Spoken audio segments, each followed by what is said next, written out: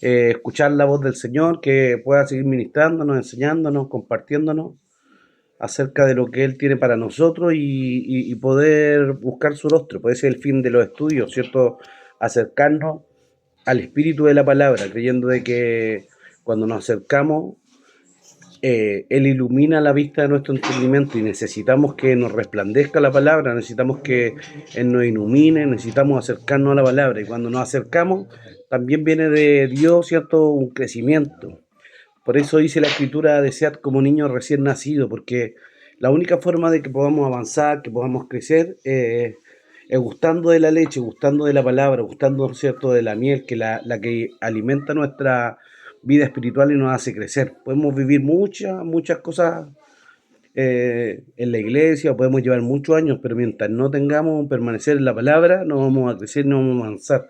Por eso necesitamos eso, ¿cierto? Poder eh, permanecer en su palabra, poder alimentarnos de su palabra y a través de ella también ser enseñados y ser discipulados.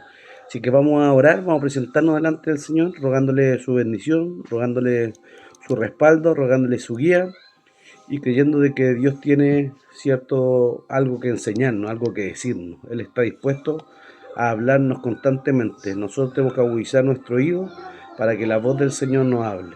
Así que vamos a orar al Señor. Padre, te damos gracias, Señor, por este tiempo que podemos dedicar, Dios mío, a estudiar tu palabra, Señor. Sabemos de que a través de este tiempo, Señor, podemos ser enseñados, discipulados por ti.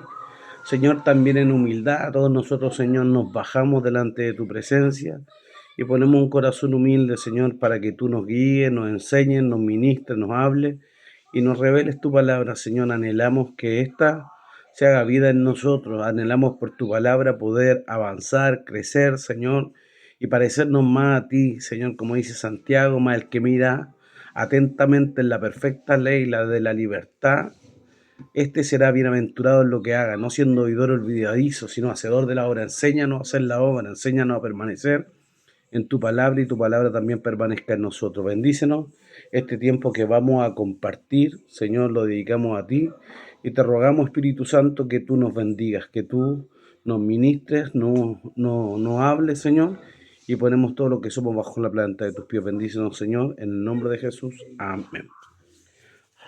Amén. Bueno, volvemos, ¿cierto? Por segunda semana al libro de Juan, ¿cierto? Habíamos retomado después de haber estudiado la semana antepasada la fiesta de Pesaj. Luego volvimos al libro de Juan, estuvimos estudiando creo del versículo 5 hasta el 11. ¿Del 6? Claro, estudiamos del versículo 6 hasta el 11. Y ahora vamos a retomar con el capítulo 10 del 12 en adelante. Vamos a ver hasta dónde lleguemos.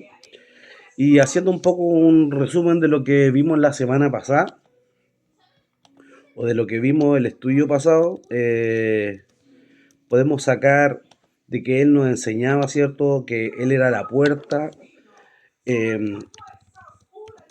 de que él vuelve a enseñarles, porque en cierta forma, y eso es lo que seguimos estudiando hoy, él le habla en los primeros versículos del capítulo 10 acerca de los que saltan la borda o los que entran al redil, ¿cierto? No por la puerta. Y empieza a hablarle que estos son salteadores, que son ladrones. Y él les dice que él es la puerta, ¿cierto? Y habla igual que su oveja oye en su voz y él las llama por su nombre, las saca. Cuando la ha sacado fuera, dice que va delante de ella y las ovejas le siguen porque conocen su voz. Eso es lo que hablábamos y de eso estuvimos profundizando. Dice que más al extraño no seguirían, ¿cierto? Eso también vimos, que no siguen la oveja a los extraños, sino que huyen de él. ¿Por qué? Porque conocen la voz de los extraños también. Y Jesús le habló todo esto en alegoría, ¿cierto? Le habló toda esta alegoría y ellos no entendían la voz del Señor.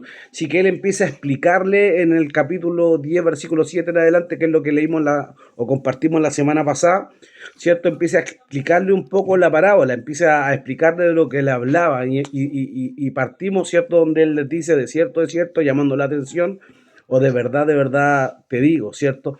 Que él es la puerta, se presenta a sí mismo como la puerta, se presenta como el buen pastor y habla de que él también les daría libertad, ¿cierto? Les dará la libertad de entrar y salir. y de hallar pasto, ¿cierto? Le habla también de que el ladrón no vino sino a matar, a robar y a destruir, ¿cierto? Y hablamos de que ese versículo, si bien se usa mucho para hablar acerca del enemigo, también hablaba de los religiosos de la época, de los fariseos, de los saduceos y todos los religiosos extremos, que también esto, ¿cierto? Habían venido en cierta forma a matar, ¿cierto? A robar y a destruir, en cierta forma como a imponer por la violencia, ¿cierto? Y a restringir el cristianismo a través de la violencia. Así que eso fue lo que analizamos el versículo pasado y terminamos con el yo soy, ¿cierto? Hablamos de los 8 yo soy que hay en el libro de Juan, el Evangelio de Juan. Analizamos cada uno de ellos. Yo soy el buen pastor, yo soy la puerta, yo soy el camino, la verdad y la vida, yo soy el pan, yo soy, no sé, ¿qué otro yo soy vivo? Y el más importante que él cuando les dice antes que Abraham fuese, yo soy. Hablamos de que cuando Jesús, ¿cierto?, menciona eso, yo soy, los 8 yo soy, del Evangelio de Juan, está atribuyéndose el nombre del Eterno, está atribuyéndose y hemos estudiado y hoy día también vamos a hacer un poquito un recorrido acerca de la deidad de Jesús, ¿cierto? La deidad de nuestro Mesías y de la unidad con el Padre. Eso también lo vamos a analizar hoy. Así que todo eso fue un poco haciendo un resumen, una introducción, lo que hemos visto ya en los dos estudios anteriores, ¿cierto? Analizando ya el Evangelio de Juan capítulo 10. Decíamos igual que ya vamos próximo, ¿cierto? Hacia los días de la pasión. Aún quedan cosas importantes que vamos a ver, pero ya Jesús está en los últimos días de su ministerio, ya queda poco para empezar a introducirnos en todo lo que es la pasión. Así que vamos a comenzar en el versículo 12. Vamos a leer hasta el 18, vamos a ir leyendo de uno en uno para que todos participemos ahora y luego vamos a ir analizando. Ojalá que podamos terminar hasta el versículo 18 hoy para terminar esta idea o esta enseñanza que Jesús tiene y luego la otra semana podamos retomar del 19 en adelante. Así que comenzamos leyendo del 12, un hermano lee el 12, otro el 13, el 14 y después vamos analizando en profundidad cada versículo. El 12 dice así: mas el asalariado, y que no es el pastor, de quien no son propias las ovejas, ve venir al lobo y deja las ovejas y huye, y el lobo arrebata las ovejas y las dispersa. Así que el asalariado huye, porque es asalariado, y no le importan las ovejas. Yo soy el... ¿Sí está bien? ¿A dónde vamos? Sí, el 14 está 14, bien. Yo soy el buen pastor y conozco mis ovejas y las mías me conocen. El 15.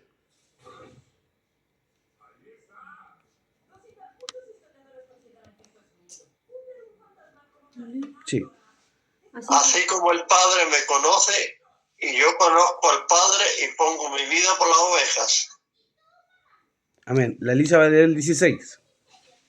También tengo otras ovejas que no son de este redil, aquellas también debo traer, y oirán mi voz, y habrá un rebaño y un pastor. 17. Por eso me ama el Padre, porque yo pongo mi vida para volverla a tomar. Nadie me la quita, sino que yo de mí mismo la pongo. Tengo poder para ponerla y tengo poder para volverla a tomar. Este mandamiento recibí de mi Padre. Amén. Entonces, empezamos con el versículo 12. Dice, más el asalariado y que no es el pastor, de que no son propias las ovejas, ve venir al lobo y deja las ovejas y huye.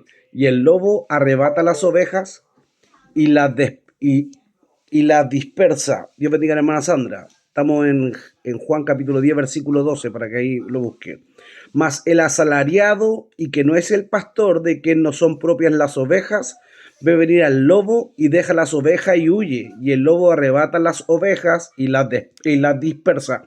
Vemos que ahora en el versículo 12 entra otro personaje, porque Jesús habla de los ladrones, de los salteadores, habla de la puerta, habla del buen pastor, y aquí en el versículo 12 empieza a hablar del asalariado, ¿cierto? Habla del asalariado. ¿Quién es el asalariado?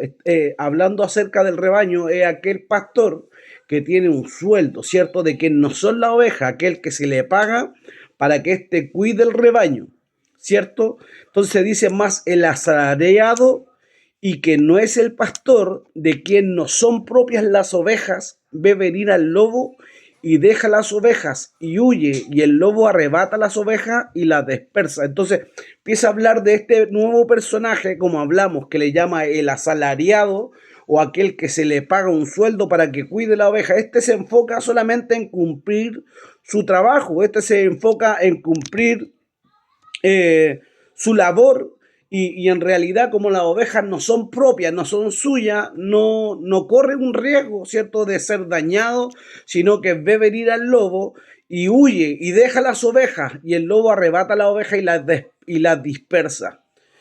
Dice el 13, así que el asalariado huye porque es asalariado y no le importan las ovejas. Entonces explica un poco quién es el asalariado, ¿cierto? No le interesan las ovejas, no le importan. Este ve venir al lobo, ve venir el peligro y huye, ¿cierto?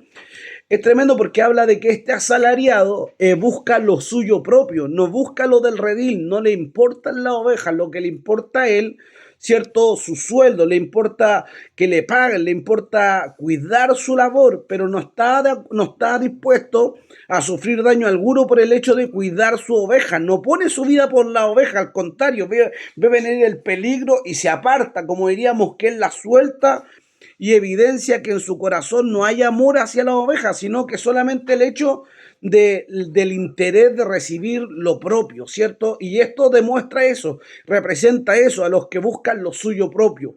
Eso lo vemos en el libro de Primera de Corintios, capítulo 10, versículo 24.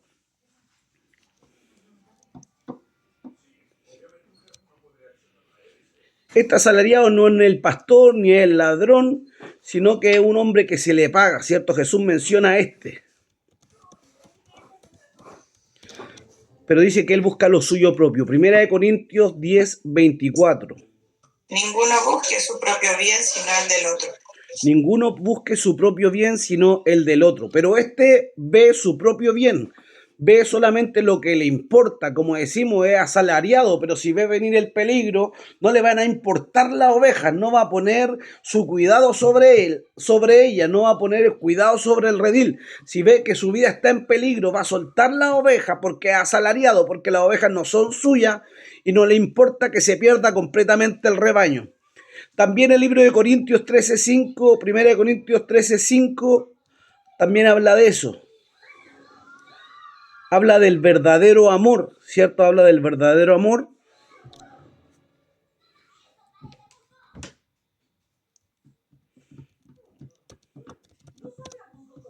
No hace nada indebido, no busca lo suyo, no se irrita, no guarda rencor. Entonces el verdadero amor, el que proviene de Dios, no busca lo suyo propio. Aquí vemos eso en el asalariado, esa cualidad, que busca lo suyo, que cuida sus intereses, que cuida quizás su seguridad, pero no le importa ponerse en el lugar del otro, no le importa ponerse en el lugar de la oveja, no le importa que se pierda el rebaño completo, sino que solo le importa que le paguen su sueldo, recibir su salario, y no está dispuesto a sufrir un riesgo alguno. Segunda de Corintios 12:14.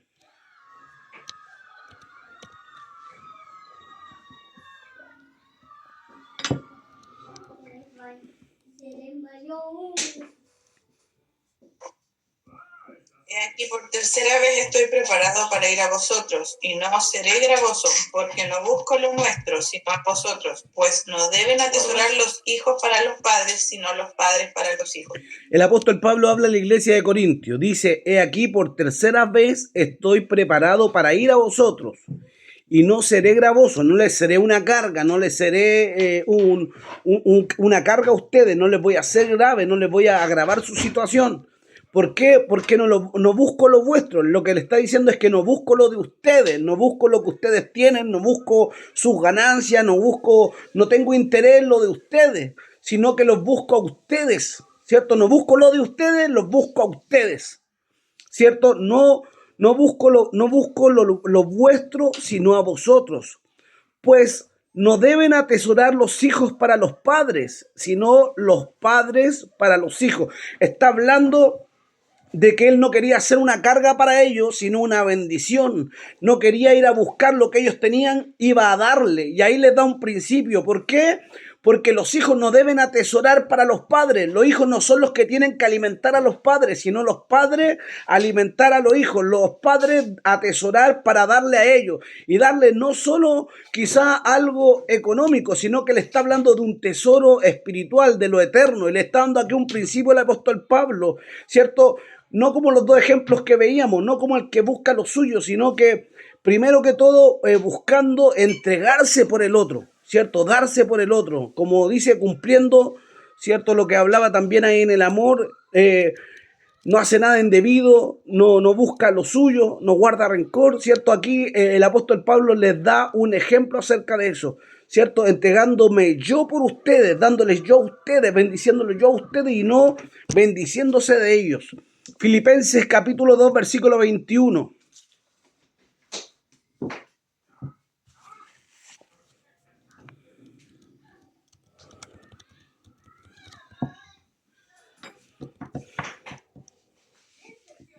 Porque todos buscan lo suyo propio, no lo que es de Cristo Jesús. Porque todos buscan lo suyo propio, hablando de los asalariados, hablando de los religiosos, hablando de aquellos que buscaban quizá estrujar, como decía, a la oveja y buscar quizá una ganancia de ellos, sino que lo que es de Cristo Jesús, ¿cierto? No lo que es de Cristo Jesús. Y para terminar, Filipenses 4:7, para terminar esta idea. 4:17. 4:17 dice, no es que busque dádiva, sino que busco fruto que abunde a vuestra cuenta, en vuestra cuenta. ¿Cierto? El apóstol sigue enseñándole eso, no que busque dádivas, no que busque algún regalo, algún don, algo que ustedes puedan ofrecerme, sino que busco un fruto en ustedes, ¿cierto? Que busco una cualidad que se haya desarrollado en ustedes, un fruto, algo que abunde en vuestra cuenta, ¿cierto? Hablando también de hacer tesoro en el cielo, también está hablando acerca de eso. Dice, mientras el asalariado abandona las ovejas para salvar su vida, el buen pastor da su vida por ellas. El asalariado simplemente vive de trabajar con las ovejas y por esa razón no tienen importancia para él. Lo único que le importa es el salario que recibe por su trabajo. Por un tiempo podría parecer que es un buen pastor con interés por el rebaño, hasta que llegó de pronto el peligro y puso de manifiesto su verdadera condición.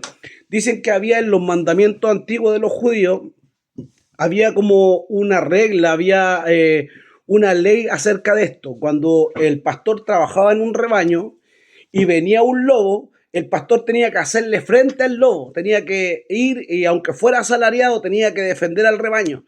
Pero ya cuando venían dos lobos, el pastor tenía que abandonar el rebaño y dejarlos todos ahí. Eso era como un mandamiento que en cierta forma como que normaba el trabajo del asalariado. Pero aquí Jesús le está hablando acerca de eso, de que el asalariado busca quizás saciarse y sacar un beneficio de la oveja. Pero Jesús le enseña en el versículo siguiente que él no es como aquel asalariado, que no es como lo religioso, que no es que él como el que busca quizá recibir algo del otro y cuando ve el peligro lo abandona, sino que el versículo 14 dice, yo soy el buen pastor. Yo soy el buen pastor y conozco mis ovejas y las mías me conocen. Igual Jesús aquí, al hablar nuevamente de este tema que ya había mencionado, que cuando él dice que él es el buen pastor, está como cambiando el tema y está hablándole de algo que es importante, ¿cierto? Aquí rompe un poco la enseñanza del asalariado y empieza a hablar nuevamente de algo importante y le vuelve a recordar algo que le habló, ¿cierto? En los versículos anteriores, de que él es el buen pastor. ¿Cierto? Y aquí le habla igual en primera persona. Él, en unos versículos que vimos atrás, él habla del buen pastor, pero aquí dice, yo soy el buen pastor y conozco mis ovejas y las mías me conocen. Hablamos y compartimos acerca de eso, pero para los hermanos que no estuvieron en el estudio pasado, vamos igual como un poco a ahondar en esto. Dice, al mencionar un tema ya abordado en el capítulo, quiere cambiar el enfoque de la enseñanza y se va a referir a algo importante. Él conoce a su oveja y las llama por su nombre. Este conocimiento cabe destacar que este conocimiento es para sus ovejas. Esto les da seguridad de salvación a la oveja. Consiste en ser conocidos por Dios como suyo. Habla de que Él conoce a sus ovejas y las ovejas suyas le conocen. Como decía, hablamos acerca de esto, pero Jesús al mencionarlo nuevamente es porque le da un enfoque, le da importancia. Esto lo vimos en Juan capítulo 10, versículo 14.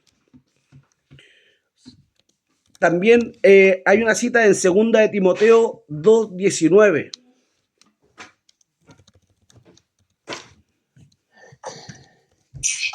Allá dice, mira.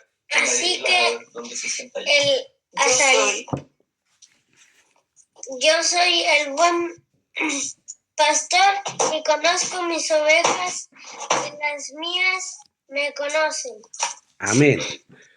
Amén, Simón. Dice 2 de Timoteo 2:19.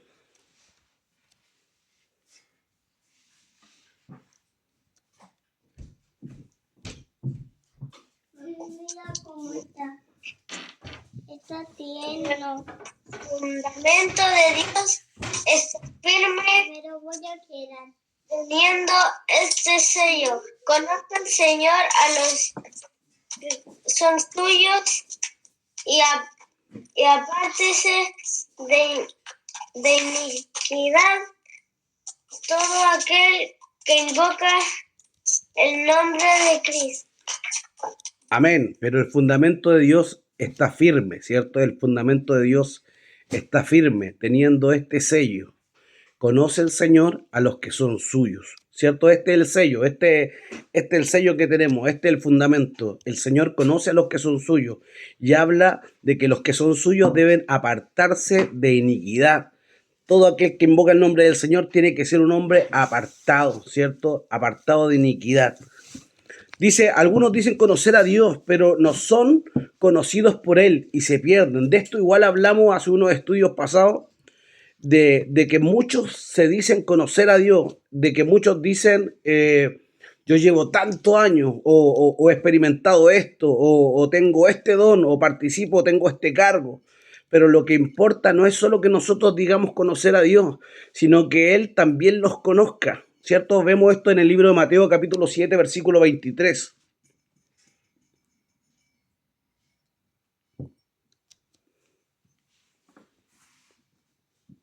Y vamos a leer del 21 ahí para entender un poco esa idea.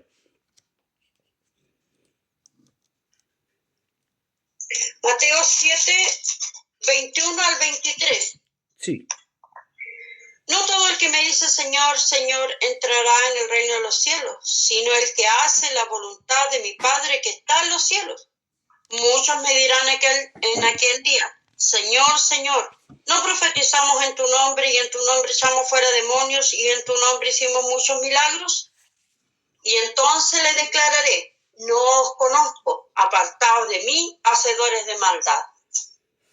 Compartimos el estudio pasado o el antepasado fue cuando hablamos de este versículo, compartimos de un predicador que yo no me acuerdo su nombre, pero él contaba un testimonio de un hombre que estuvo grave, y lo voy a contar para los hermanos que no están, ¿cierto? Y contaba un testimonio de un pastor que estuvo grave, de un hermano que estuvo grave y estaba al borde de la muerte, ¿cierto?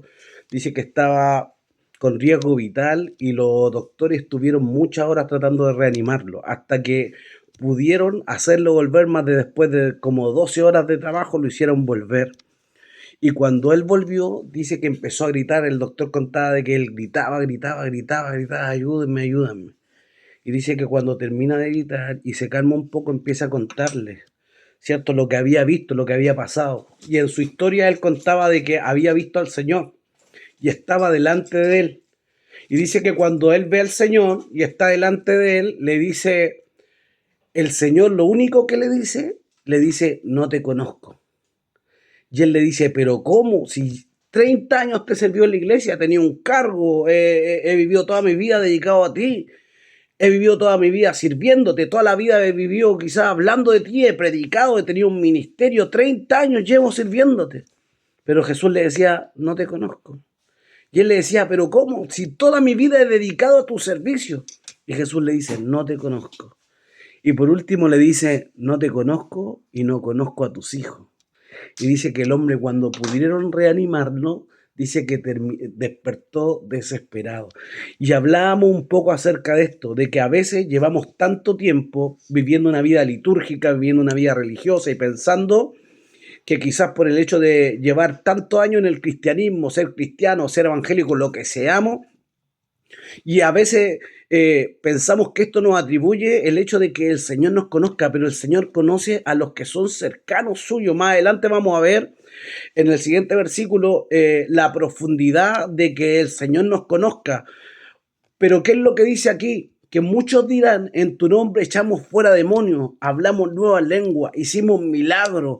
O sea que habla de que hay gente que tiene ministerio, que tiene cargo, que ha visto cosas sobrenaturales, a lo mejor que ha visto milagros, pero en su momento en realidad no sé qué es lo que habrá ocurrido, no detalla la Biblia eso, pero quizás es gente que el Señor no conoce, no conoce porque quizás no se han dedicado a tener una vida en relación con Dios, una vida en comunión con Él, una vida en cercanía, en una relación estrecha. Eso es lo que te hace conocido con alguien, cuando tú te relacionas con Él, cuando tú pasas tiempo con Él, cuando tú le hablas, cuando tú lo escuchas, cuando tú sabes lo que Él quiere, sabes lo que Él tiene para ti. Esa relación te hace conocer a alguien en profundidad.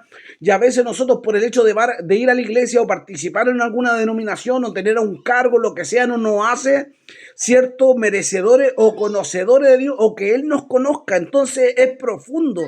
Entonces lo que necesitamos es aprender a tener esa estrecha comunión con Dios de tal manera de que Él nos conozca. El versículo dice que Él conoce sus ovejas y sus ovejas le conocen. No es que yo conozca de Dios lo que en cierta forma conozco, lo que en cierta forma mi mente limitada o mi vida limitada alcance a conocer de Dios. Se trata de que también Dios me conozca, y para que me conozca tengo que tener relación con Él, cercanía con Él. Tremendo el versículo, capítulo 7, versículo 23 de Mateo. Y entonces le declararé, nunca os conocí apartado de mí, hacedores de maldad.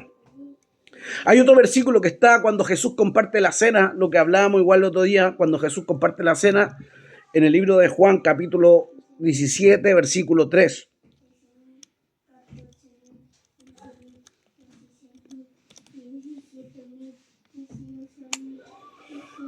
Aquí Jesús le enseña y les dice qué es la vida eterna, y le enseña eso, en qué consiste, cuál es la vida eterna. Juan 17, 3. 3 dice, y esta es la vida eterna, que te conozcan a ti, el único Dios verdadero, y a Jesucristo, a quien has enviado.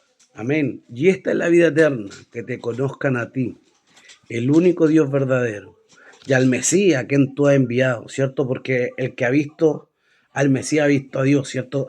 En esto consiste, esta es la vida eterna, que te conozcan. ¿En qué consiste la vida? En alcanzar cosas, en tener logros, en sacar una carrera, en ser exitoso, en lograr cosas económicas. La vida no consiste en esto, la vida consiste en conocer a Dios, en conocer al Señor, y como decimos, que Él también nos conozca.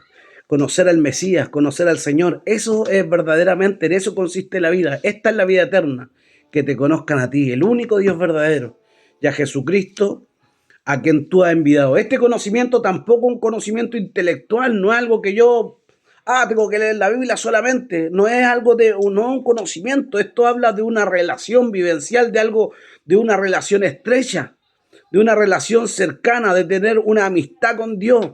Por eso habla, la Biblia dice esto, dice, vuelve ahora en amistad con Dios y tendrás paz. Cuando la palabra habla de paz, eso habla en el libro de Job, ¿cierto? Vuelve ahora en amistad con Dios y tendrás paz.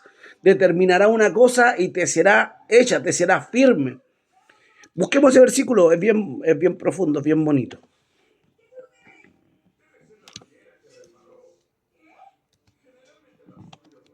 Está en el libro de Job.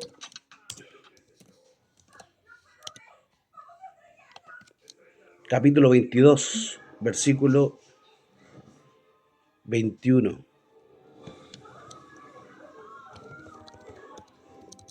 Job 22, 21. Vamos a leer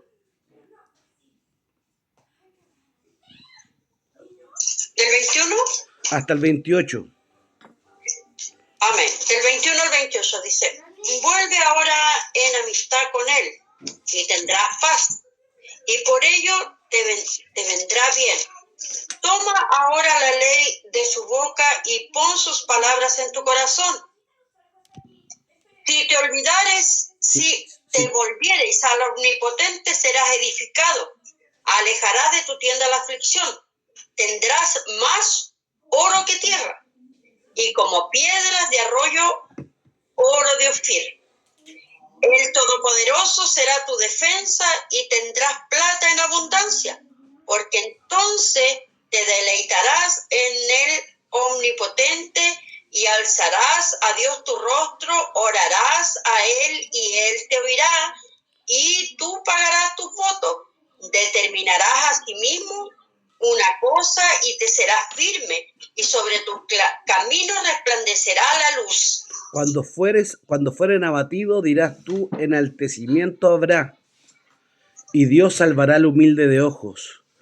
Él libertará al inocente, y por la limpieza de tus manos éste será librado. Esta palabra es tremenda, porque habla de volver en amistad, volver en estrechez, volver una relación estrecha con Dios, ¿cierto? A eso nos motiva, a eso nos llama, ¿cierto? A caminar con Él. Cuando la palabra dice que sin fe es imposible agradar a Dios, la palabra agradar a Dios habla de caminar con Dios, caminar con Él. Dice que los caminos de Enoc fueron agradables a Dios. Fue conocido de que Enoc caminó con Dios y fueron agradables a Dios, y el Señor lo arrebató, se lo llevó. Cuando los caminos del hombre son agradables, anda en amistad con Dios, va a tener paz. Y la palabra paz, ¿qué es lo que significa? La palabra paz no habla de tranquilidad, habla de plenitud. La palabra shalom habla de ser pleno, de estar completo, de ser sano, de ser libre, de estar alegre, de estar pleno. Entonces, cuando caminamos en plenitud, cuando caminamos en amistad con Dios, estamos completos. Por ello nos vendrá el bien. Cuando tomamos la ley de su boca y sus palabras en nuestro corazón, seremos edificados. Cuando habla de el versículo 23, si te volvieres al Omnipotente, serás edificado y alejarás de tu tienda la aflicción. Cuando habla de volverse, habla de arrepentirse, habla de hacer chub, ¿cierto? De techubá, de regresar.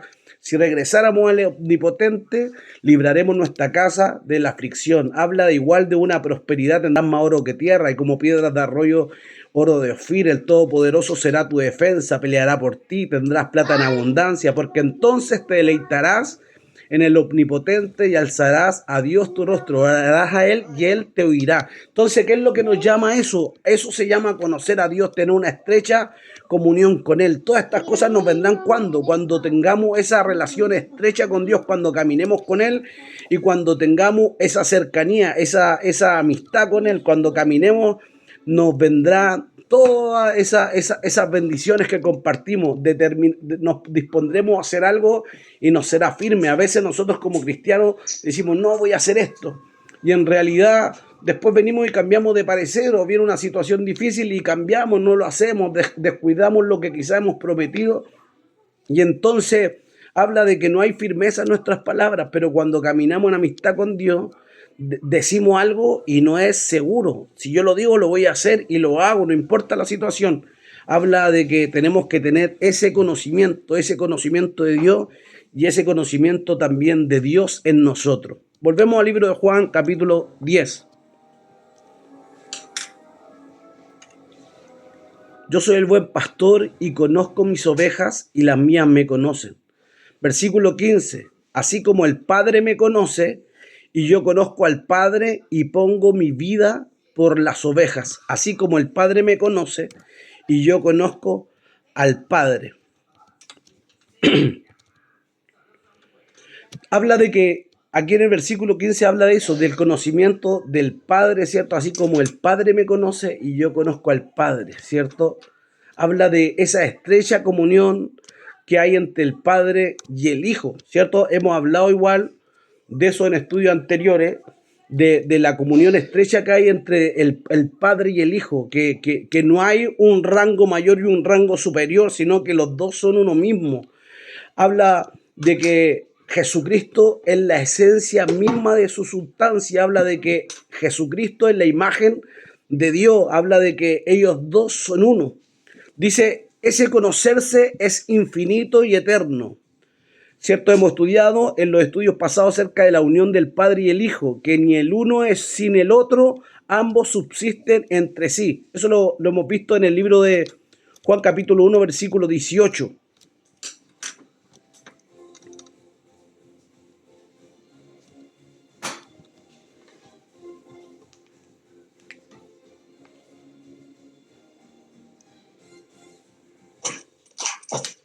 A Dios jamás.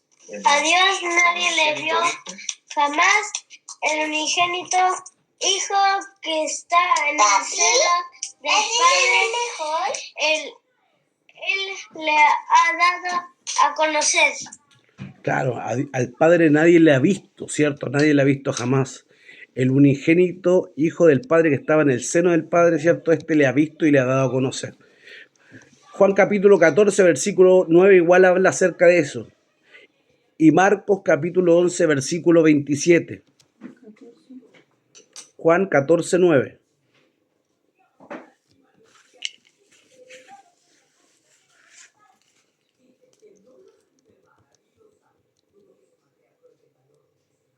Ya, dale.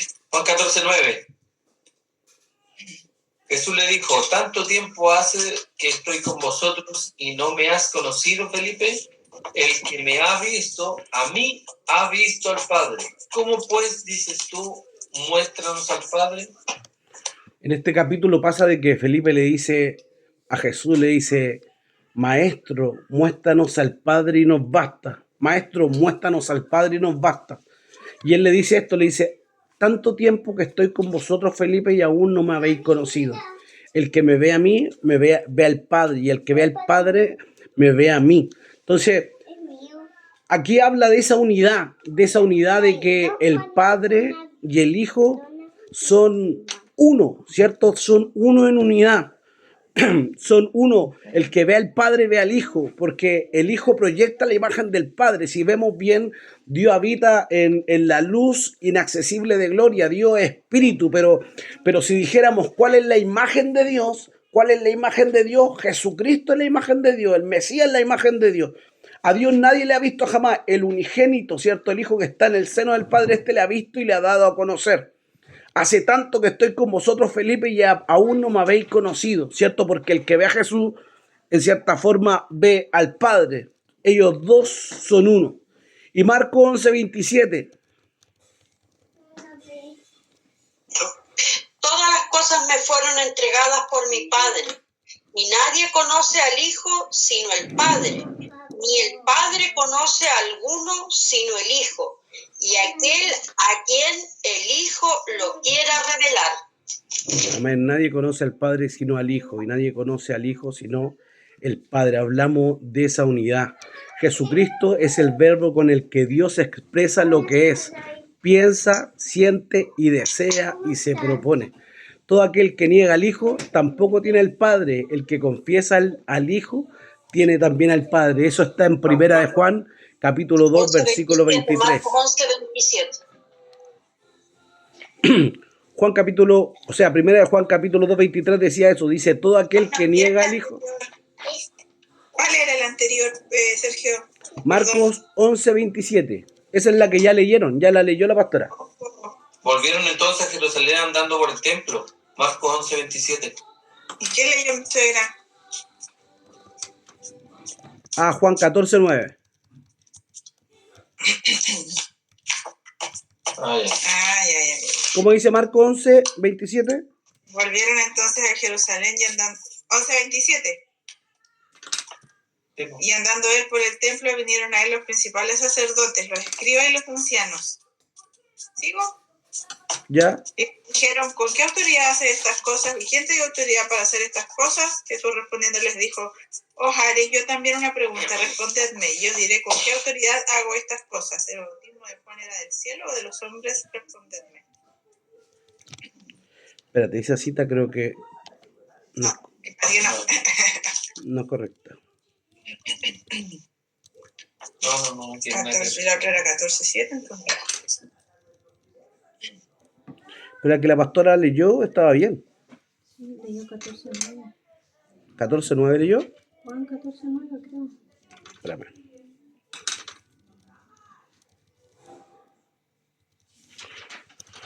Y después dijiste Marcos 11:27.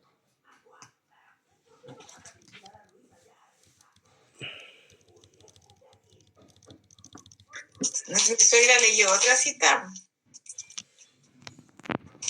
Porque Suegra, ¿qué leyó? yo leí Juan 14:9. Felipe leyó Juan 14:9. Ya, no importa. Bueno, pero habla Juan 14:9. Sí, lo leyó Felipe. Bueno, primera de Juan 2:23 habla eso, dice, todo aquel que niega al Hijo tampoco tiene al Padre, el que confiesa al Hijo tiene también al Padre.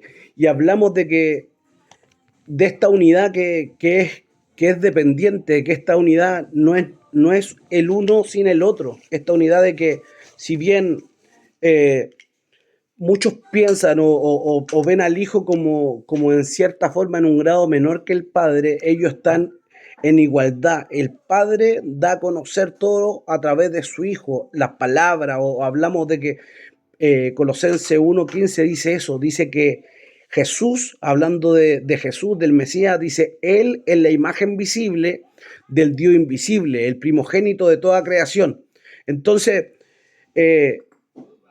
Jesús es la imagen de Dios y ellos son uno mismo y hemos compartido de esto, ¿cierto?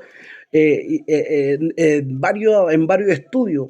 Hablamos de que la palabra, el versículo 1 del capítulo 1 y 2 de Juan, hablan del verbo encarnado, la palabra hablada. Jesús es la parte de Dios que estaba en la creación. Jesús, el Padre, el Hijo y el Espíritu Santo son uno en unidad, ¿cierto? Y aquí cuando habla de conocer, de que el Padre conoce al Hijo y el Hijo conoce al Padre, habla de esa unión que hay en ellos, ¿cierto? De esa unión que hay en la deidad misma, ¿cierto? La unión que está, ¿cierto? En el Mesías y también en el Padre, ¿cierto? Él no hacía nada por su propia cuenta, todo lo que hacía era lo que el Padre le había encomendado. Y es tremendo, dice, y pongo mi vida por las ovejas, hablando del buen pastor, no como el asalariado, ¿cierto? Yo conozco a mi Padre me conoce a mí, somos uno, y yo, como Dios mismo, pongo la vida por las ovejas, estoy poniendo mi vida por ellos.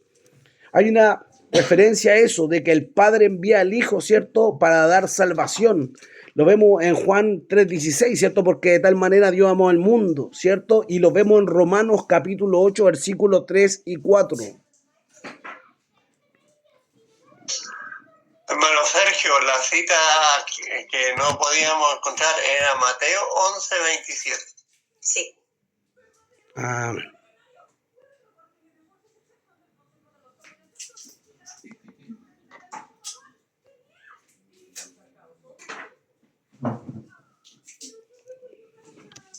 ¿Cómo dice Romanos 8, 3 y 4? Hermano, dice, porque lo que era imposible para la ley, por cuanto era débil por la carne, Dios enviado a su Hijo es en semejanza de carne de pecado y a causa del pecado condenó al pecado en la carne, para que la justicia de la ley se cumpliese en nosotros, que no andamos conforme a la carne, sino conforme al Espíritu. Poderoso, ¿cierto? Poderoso lo que habla, dice.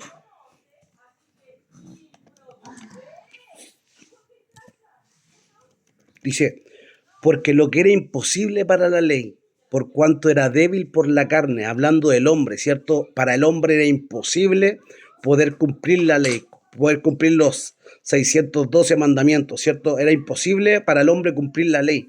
Dios envió a su Hijo en semejanza de carne, de pecado, y a causa del pecado, condenó al pecado en la carne. ¿Para qué? Para que la justicia de la ley se cumpliese en nosotros, que no andamos conforme a la carne, sino conforme al Espíritu. Entonces habla de que Dios envió a su Hijo, ¿cierto? Dios envió a su Hijo para que hiciera lo que era imposible para la ley, lo que era imposible para el hombre. Ningún hombre pudo cumplir la ley, nadie pudo redimir, nadie pudo cumplir la ley. por cuanto el hombre era débil en la carne. Entonces Dios envió a su Hijo, y en cierta forma Él mismo se hizo hombre, ¿cierto? Si lo hicimos así, Dios mismo tomó forma de siervo, ¿cierto? Haciéndose obediente hasta la muerte y muerte de cruz. Jesús mismo, o sea, Dios mismo se encarnó en su Hijo, en el Mesías, ¿cierto? Para poder hacer lo que era imposible para el hombre, por cuanto era débil en la carne. Dios envió a su Hijo en semejanza de carne, y a causa del pecado condenó al pecado en la carne. ¿Para qué? Para que la justicia de la ley se cumpliese en nosotros, que no andamos conforme a la carne, sino conforme al Espíritu. ¿Y por qué andamos conforme al Espíritu? Porque a través del sacrificio del Mesías fuimos vivificados en su muerte. Él, ¿cierto?, crucificó el pecado, en cierta forma le dio muerte al pecado al morir él, al entregar su vida, al ser sacrificado, ¿cierto?, en una condición de pecado, pero al mismo tiempo cumplió la ley y venció el pecado, crucificó la muerte y venció y tuvo vida nueva, resucitó. Y a través de su resurrección nosotros podemos alcanzar vida nueva. Si el Mesías no hubiera resucitado, en vana sería nuestra fe, no habría fe, no habría redención, no habría perdón de pecado, no habría salvación. Pero en esto vemos lo maravilloso de Dios, que envió a su Hijo, que se hizo hombre, que tomó forma de siervo.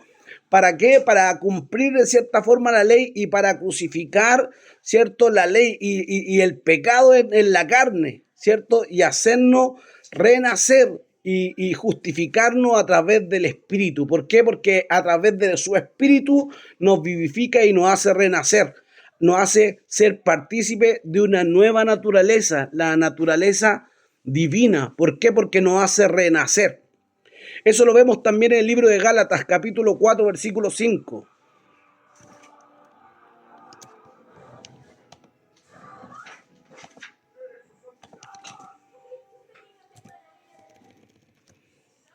Dice, para que redimiese a los que estaban bajo la ley, a fin de que recibiésemos la adopción de hijos. ¿Puedes leer del 4, Juanito? Lee del 4. Para que... ¿Desde el 4? Sí, desde el 4, por favor. Pero cuando vino el cumplimiento del tiempo, Dios envió a su Hijo, nacido de mujer y nacido bajo la ley, para que redimiese a los que estaban bajo la ley, a fin de que recibiésemos la adopción de hijos. Y por cuanto sois hijos, Dios también a vuestros corazones. Y por cuanto sois hijos, Dios envió a vuestros corazones el espíritu de su Hijo, el cual clama Abba Padre. Así que ya no eres esclavo, sino hijo. Y si hijo, también heredero de Dios por medio de Cristo. Pero cuando llegó el tiempo, ¿cierto?, del cumplimiento del tiempo, ¿cuál tiempo? El tiempo de redimir, ¿cierto?, a la humanidad, el tiempo de redimir al hombre. Cuando llegó el cumplimiento del tiempo, Dios envió a su Hijo, nacido de mujer y nacido bajo la ley. ¿Cierto? Jesús nació bajo la ley, por eso Él cumplió toda la ley, cumplió todo lo que estaba establecido. ¿Para qué? Para que redimiese, para que pagara la deuda de aquellos que estaban bajo la ley, a fin de que recibiésemos la adopción. Por eso Él cumplió toda la ley, por eso Él cargó la maldición, Él cargó el pecado, y a través de su sacrificio, a través de su muerte, a través de Él vencer, ¿cierto?, la ley, o vencer en cierta forma el pecado, vencer, ¿cierto?, todo lo que era y todo lo que nos separaba. A través de su sacrificio recibimos el espíritu de adopción. A través de su sacrificio somos adoptados hijos de Dios, y por cuanto también somos hijos, Él nos da el espíritu de su Hijo, el cual clama en nosotros, Abba Padre, ¿cierto? Te amo, papito, Abba Kadosh, Padre Santo. Así que ya no somos esclavos, sino hijos, y si hijos también herederos por medio de Cristo. Y primera de Juan capítulo 4, versículo 9.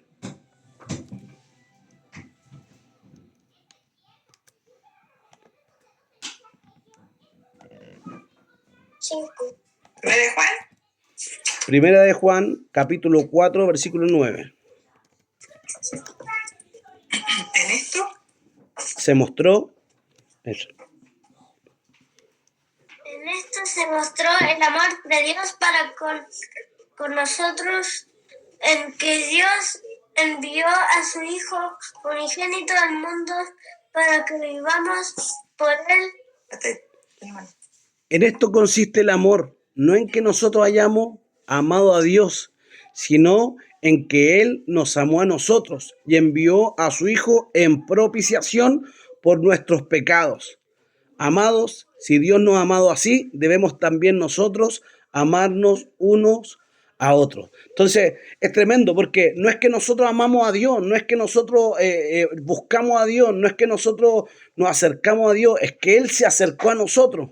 En esto se muestra su amor, es que Dios envió a su hijo al mundo para que vivamos por Él, por su sacrificio, por el hecho de que Él pagara nuestra deuda, por el hecho de que Él cargara el pecado de todos nosotros. Y yo creo que el sufrimiento más extremo que Jesús vivió en la cruz fue el cargar el pecado, cuando Él sintió la separación con el Padre, porque siempre, a pesar de que Jesús estaba en la carne, en condición de hombre, siempre estuvieron unidos, pero el hecho de sentir esa separación, al cargar el pecado de la humanidad, Dios se aparta de él y él sintió ese abandono. Quizás fue por un breve momento, pero yo creo que fue el padecimiento más terrible que cargó el Cristo, ¿cierto? El Mesías, el sentir la separación de Dios, sentirse apartado de Dios, y por eso él clamó y dijo: Elí, Elí, lama sabactani, ¿cierto? Padre, Padre, ¿por qué me has abandonado? Porque sintió el peso del pecado, él sufrió lo que es estar separado de Dios, aunque fue por un momento, pero sintió ese peso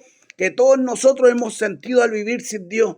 Pero ¿qué es lo que dice? Lo tremendo fue que él, al morir, no se quedó ahí, sino que resucitó, ¿cierto? Y al resucitar nos dio victoria, nos dio salvación, nos hizo parte de su pueblo. Es tremendo porque dice, cuando dice que él puso su vida, si bien el Padre lo envió, pero él voluntariamente quiso ser sacrificado. Volvemos al libro de Juan capítulo 10, versículo 16.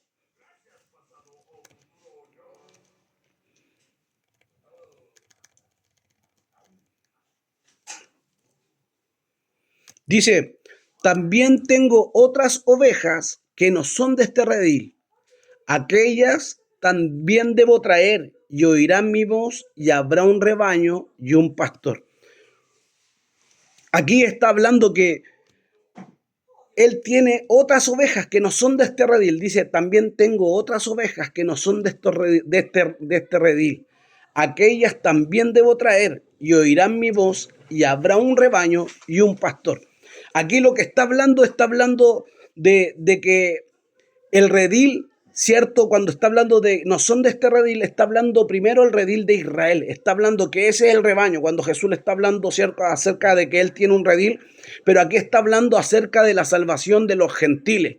Entonces dice, también dice, tengo otras ovejas que no son de este redil, que no son parte del pueblo de Israel, que no son parte de la nación escogida, pero aquellas también debo traer, y oirán mi voz. Está hablando de la salvación de los gentiles, está hablando de que el evangelio no venía solamente al pueblo judío, que no venía solamente a Israel, sino que vendría a todo aquel que le recibiera. Y habla, dice que le oirían su voz, y habrá un rebaño y un pastor. Está hablando de que él alcanzará a los gentiles, pero es tremendo, no dice que los gentiles vendrán a él. Él dice, aquellas ovejas o aquellos también debo traer. Está hablando de que él viene a buscar también, ¿cierto?, a este pueblo gentil que en otro tiempo no era pueblo de Dios, que no era parte del redil, pero él habla de que él tiene que traerlas, y habla de que oirán su voz, y habrá un rebaño y un pastor. Habla de que de ambos pueblos hará uno, y él será el pastor de un solo rebaño. Empieza a hablar acerca de eso, aunque quizás muchos piensan o enseñan de que los cristianos o la salvación viene solamente para los judíos. Aquí Jesús está hablando de que él tiene otra oveja, ¿cierto?, que no son de este redil, tiene otro rebaño, pero que también, ¿cierto?, las traerá, y oirán su voz, y habrá un rebaño y un pastor. Aquí habla eso, de la salvación para los gentiles. Dice, es un rebaño que estará formado por personas de todas las razas y de todas las naciones. Eso lo vemos en Juan 11, 52 y 12, 32.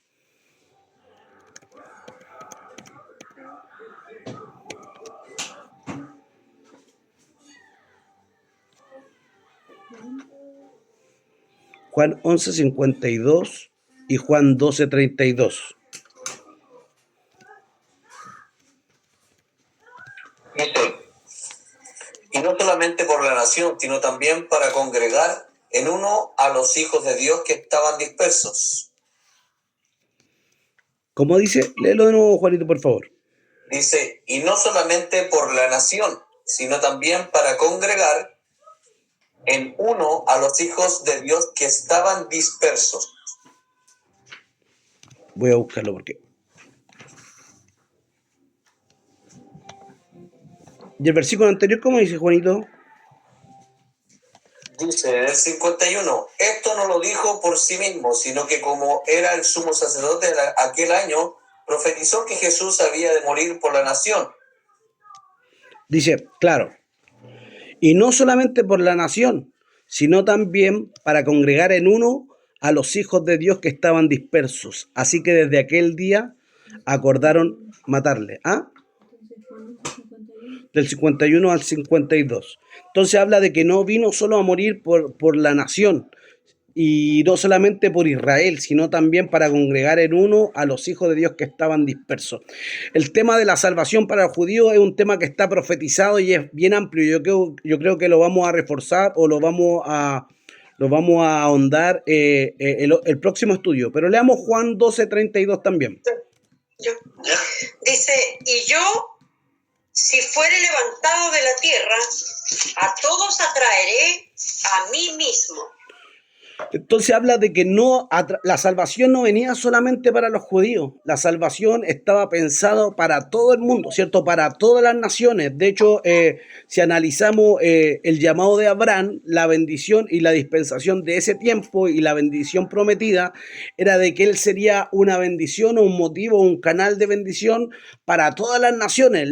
En cierta forma, la salvación estaba pensada para todos los hombres. Por eso dice que cuando volvemos a Juan 3:16, dice que de tal manera Dios amó al mundo. No habla solamente a Israel, no habla solamente a esta nación. Lo tremendo es que de ambos pueblos Dios hará uno. Dice que de tal manera Dios amó al mundo que envió a su Hijo unigénito para que todo aquel que creyera, todo aquel que en él cree, no se pierda, tenga vida eterna. Pero lo que habla es de la salvación fue enviada a todo el mundo.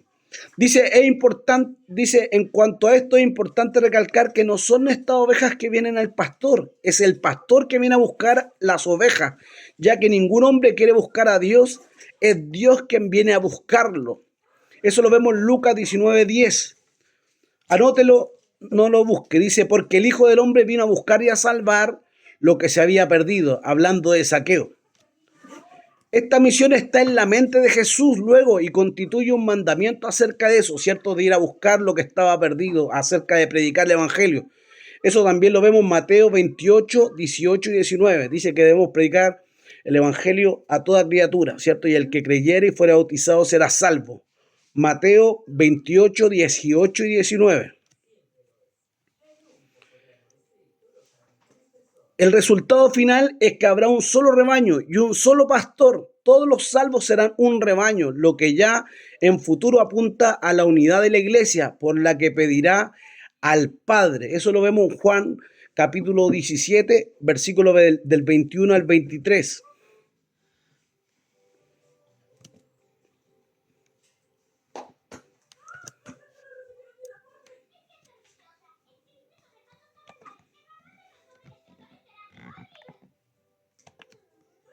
¿Cómo dice Juan 17, 21 al 23? Dice, para que todos sean uno como tu, oh Padre, en mí y yo en ti, que también ellos sean uno en nosotros, para que el mundo crea que tú me enviaste. La gloria que me diste yo les he dado, para que sean uno, así como nosotros somos uno. Yo en ellos y tú en mí, para que sean perfectos en unidad, para que el mundo conozca que tú me enviaste y que los has amado a ellos como también a mí me has amado, para que todos sean uno, como tú y yo, como tú, oh Padre, en mí y yo en ti, que también ellos sean uno en nosotros, para que el mundo crea que tú me enviaste. Entonces habla de eso, de la unidad. Quizá hoy día ya no somos ni Israel, ni somos gentiles, somos uno en el pueblo de Dios somos uno, ¿cierto? Lo que es la iglesia, somos uno en el Señor. Y el último versículo que vamos a leer, Isaías 63.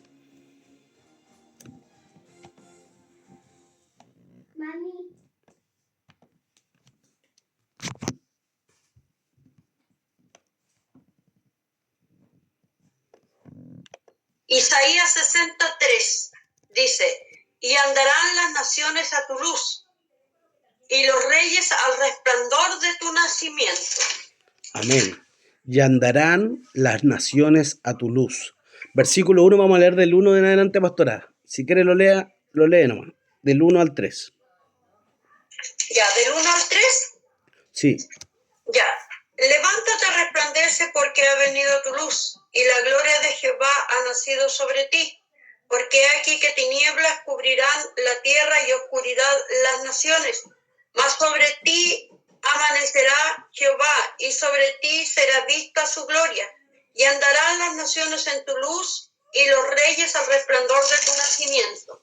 Amén. Tremendo, porque habla eso, ¿cierto? Habla de levántate, resplandece, habla de una gloria futura para Sión, ¿cierto? Pero habla de también un redentor, porque aquí tinieblas cubrirán la tierra y oscuridad las naciones, mas sobre ti amanecerá Jehová, y en ti será vista su gloria. ¿Quién es la gloria de Jehová, o quién es Jehová visto en Israel?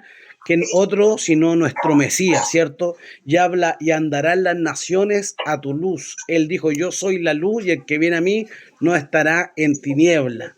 En él estaba la luz, en él estaba la vida, y la vida era la luz de los hombres. La luz en las tinieblas resplandece, y las tinieblas no la dominaron, no prevalecieron. Entonces, habla de que el Mesías vendría como luz a las naciones, y las naciones andarían en su luz. Como les digo, este tema lo vamos a dejar ahí, no lo vamos a terminar, porque hay muchos versículos que hablan acerca de la salvación y de el plan de salvación para los gentiles, ¿cierto? De hecho, el apóstol Pablo habla de que la salvación alcanzará a Israel cuando haya entrado la plenitud de los gentiles, ¿cierto? Entonces ese tema lo vamos a ahondar en el próximo estudio y vamos a quedar hasta aquí, ¿cierto? Hablaba lo que hoy día compartimos, ¿cierto? Hablaba de que Jesús es el buen pastor, habla de la unidad que él tiene con el Padre, de que nadie le quita su vida, sino que él la pone, y más adelante dirá, yo la pongo para volverla a tomar.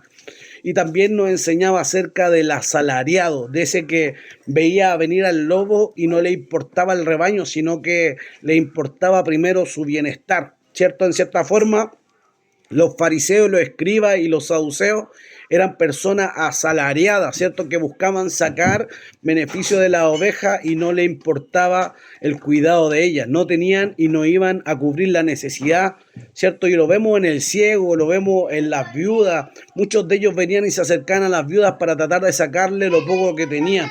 Pero vemos que Jesús mismo viene de manera diferente, como el buen pastor, como el que conoce su oveja y las ovejas le conocen. Hablamos de que es necesario que podamos tener tal conocimiento y que Dios nos conozca, ¿cierto? Y de que en verdad de ambos pueblos hará uno, ¿cierto? De ambos pueblos hará uno. Ya no somos Israel, muchos piensan que solamente la salvación viene para ellos, pero Él de ambos pueblos formó uno, que es la iglesia, y lo importante es que Él está en medio de nosotros para guiarnos. Voy a dejar los micrófonos abiertos unos minutos para que si hay alguna duda, algo que quieran compartir, algo que quieran aportar, puedan hacerlo. Así que ahí van a quedar abiertos los micrófonos para que luego terminemos el estudio de hoy.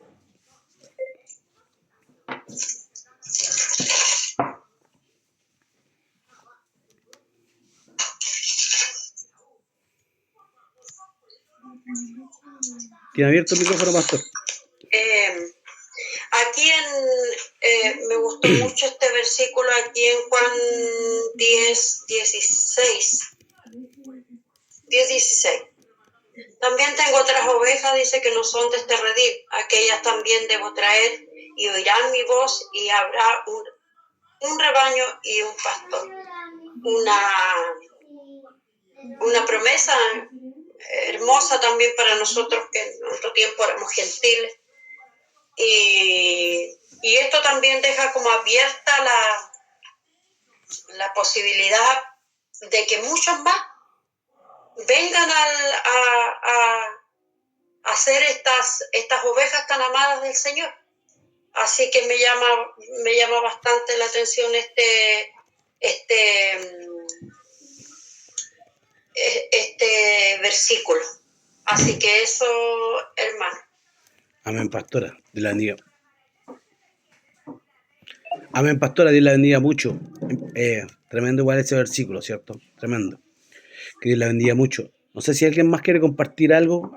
Ahí están los micrófonos para que puedan también compartir o exponer su pensamiento.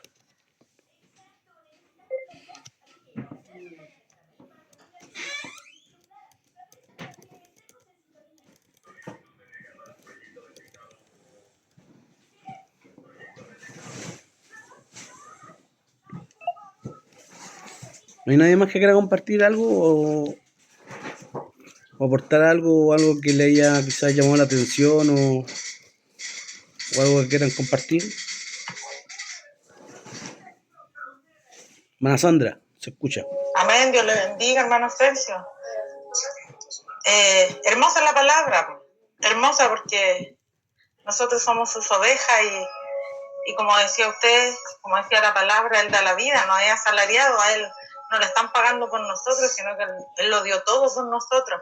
Y me recordaba cuando Él estaba con sus discípulos y hace la oración por sus discípulos y le dice al Padre, yo ruego por ellos, no ruego por el mundo, sino por los que me diste, porque son tuyos. Y como decía usted, y los tuyos es mío y lo mío es tuyo. Entonces, esa Trinidad que nosotros conocemos. Y me gusta después también cuando le dice, más no ruego solamente por esto, sino también por los que me han de creer después, por mi palabra. Entonces ahí, como decía la pastora, somos la promesa, aquellos que no estábamos en el redil, pero hoy día dice que las ovejas escuchan la voz de su pastor. Bonito el estudio. Amén, hermanita Sandra, Dios la bendiga mucho. Sí, es tremendo de que Dios tiene también, como decimos, ovejas que aún seguirán llegando. Y quizás la salvación también vendrá para el pueblo de Israel, pero vendrá cuando ya haya entrado a la plenitud de los gentiles. Y veremos cómo quizás se cumple cada una de sus promesas. Es tremendo igual que Él, cierto, también nos haga parte de este redil. Los que en otro tiempo no éramos dignos, no éramos considerados parte o no éramos considerados parte de la salvación, también nos alcanzó la salvación en el plan eterno de Dios para que Él fuera luz de las naciones, ¿cierto? Y Él es nuestro pastor y debemos conocer su voz y Él también conocernos a nosotros. Así que tremendo. No sé si hay alguien más que quiera compartir algo. Hermanito Sergio. Juanito.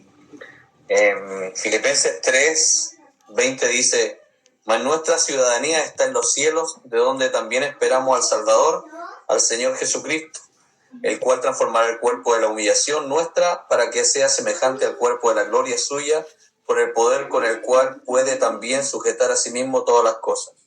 Entonces podemos entender que la salvación no solamente era para los judíos, era para todo el mundo. Dice que nuestra ciudadanía no está en la tierra, sino que nuestra ciudadanía vamos a ser todos uno en el cielo con el Eterno. Sí, es poderoso y nuestra ciudadanía habla de que también nuestro origen, nuestra naturaleza es transformada cuando creemos a la palabra, cuando la palabra entra en nosotros, cuando somos conocidos por Dios, renacemos a una nueva simiente, ¿cierto? No corruptible, no de sangre ni de carne, de voluntad varón, sino de Dios. Entramos a una naturaleza divina, en verdad nosotros no dimensionamos lo que somos, pero somos hijos de Dios y esto es más que una mera palabra o que nosotros usemos. Tenemos una naturaleza en nosotros, un ADN de Dios en nosotros. Somos hijos de Dios, somos hijos, tenemos una nueva naturaleza, tenemos poder de llamar las cosas que no son como si fuesen, poner las manos sobre los enfermos, alcanzar y cambiar la vida de las personas, porque somos como Jesús en la tierra. Ese es el plan de Dios para nosotros. Pero para que lleguemos a esa estatura debemos conocerle y ser conocidos. Que Él sea nuestro pastor, conocer su voz y que Él también conozca nuestra voz. Habla de esa estrecha comunión con Dios y de que creamos que en verdad hemos renacido para ser como Jesús en la tierra hoy día. Así que tremendo. No sé si hay alguien más que quiere compartir.